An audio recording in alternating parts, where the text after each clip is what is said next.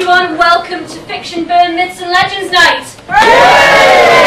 We've got some amazing acts for you tonight, ranging from the high fantasy, to the strange, to the lyrical, to the epic. And first off tonight, I'm going to get straight on with it, is the Senior Editor of Alliterati, which is an amazing magazine. If anyone here writes, send something to Alliterati. Their publications, they're taking submissions from now until May the 1st. And just get your stuff in because it's amazing. And the first act up tonight is the Senior Editor of Alliterati, Saschk!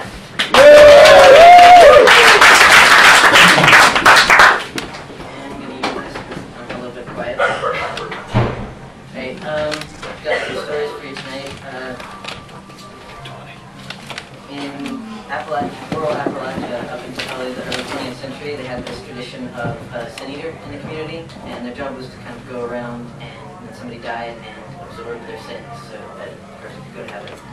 And I found that idea really intriguing, so I kind of took it and ran with it. So, Charlie was always after some fad in those days. Master cleanses, ionic bracelets, bee venom, anything that hinted at the possibility of living longer and looking younger. With each one, he'd try to convert us with the zeal of a new cult member. Usually, we could wait him out with some half-hearted promises, and in a week or so, he'd be onto something different. Not this time.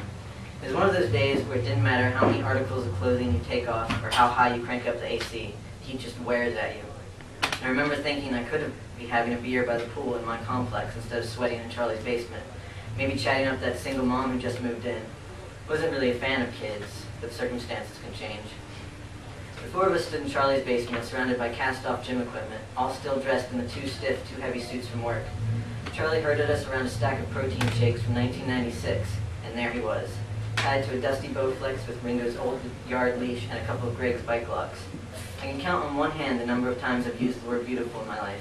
Maybe a few times to my mom, once or twice to the occasional girlfriend, and I realized right then I'd never actually known what the word really meant.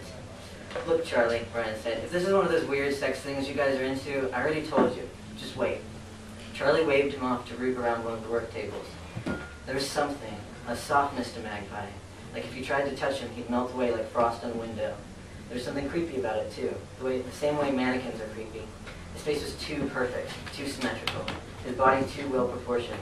That long hair too fine, too light, too shiny. It gave you the feeling he couldn't actually be real. Like he just stepped out of some designer's screen and decided to take on a life of his own. Watch this. Upstairs, there were kids coming home from school, all that laughing and yelling at each other. Mrs. Green next door talking to Mrs. Warren about the best place to put her begonias. The determined or masochistic running lawnmowers. Upstairs, life was just the way it always was. Charlie held up a pair of scissors from the work table and slashed open his forearm before any of us had a chance to stop him. Jesus, Charlie, Elle said. What the fuck? Charlie held up his hand and crouched by Magpie, who just watched him with those gray eyes. Maybe that's why I liked seeing him humbled. Those eyes. Even dirty and chained up, those eyes said, I'm better than you. Go on. Charlie presented his arm to Magpie. Do it. Magpie looked at Charlie for a long time. Finally, he took Charlie's hands, and his lips moved a little as if he were speaking. Charlie's arm sealed back up like nothing had happened. All that was left was the blood smeared on his skin.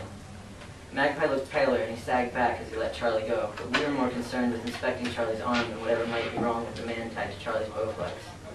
I don't remember which one of us discovered it first. Maybe it was Elle. But it wasn't just physical injuries Magpie could erase. Grief, guilt, whatever was getting to you, all it took was one touch, and it was gone. After the second week, Greg demanded we put a stop to it.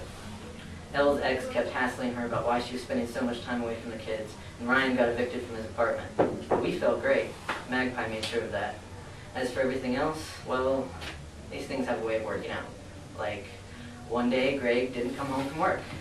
Didn't even bother taking his stuff, and no one's heard from him since. But with him gone, Magpie got to stay. Ryan got to move out of his car and into Greg's old home office. And during his weekend with the kids, Elle's ex packed up and left the state. The police assured her they'd do everything they could to track him down, but you know how messy these cases can be. We got a lot braver in those next weeks. What was a little temporary pain if you knew it'd be gone in a second? The whole time, Magpie never said a word. Charlie said he never ate, never slept. Charlie would go down to the basement and just sit there and stare at Magpie, the two of them watching each other. Eventually, Charlie stopped leaving the basement altogether. Charlie was our key to Magpie. If he went loony and the authorities had to drag him out, well, they just wouldn't understand about Magpie. I got nominated to lead the intervention. Ryan went off to his parents for the weekend. He hated conflict. Charlie hadn't showered in at least 3 or 4 days and wore a bathrobe that looked just as hygienic. Magpie didn't look much better. His skin had sunken down around those perfect cheekbones and there was a bluish tinge to it, but he still had that eerie steel gaze like a living doll. Think of the worst thing you've ever done, Charlie said. Charlie, this is going too far. Just one more thing, he said, I promise. If I do this, will you take a shower? Charlie didn't say anything, so I took that as a yes. Magpie didn't raise his head when I knelt in front of him, but his eyes followed me. His hair hung down in greasy strings. How many times had I knelt in front of him over the past few months, just like this, with allergies, sinus infections, fractured ribs, a broken nose? I wondered if he already knew, if he'd known all along that was why he looked at me the way he did. You have to have something, Charlie said. Everyone's got something. The problem wasn't digging up something I wouldn't tell a living soul. The problem was picking just one. How many could Magpie take away? I held out my hands and he took them. His skin felt flaky and dry, scaly. He breathed in slow, labored movements. He never looked away, but that superiority was gone. I smiled and held every one of my memories up for him to see. It started with a static charge, but instead of just your finger getting a momentary shock, it covered your whole body.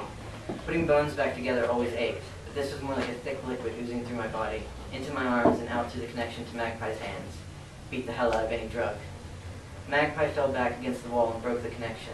I felt light, empty, liberated, like I just had one of Charlie's famous master cleanses for the soul.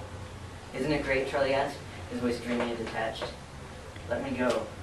Magpie's voice was a hoarse whisper. The skin peeled back around sores rising along his arms and chest. You're free from it. For now. I looked down at Charlie. It was only a matter of time before he didn't want to share anymore. But I think you know why I need you.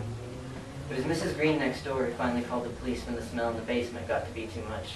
Ryan never came back from his parents. Elle avoided me at the funeral and I lost track of her after that.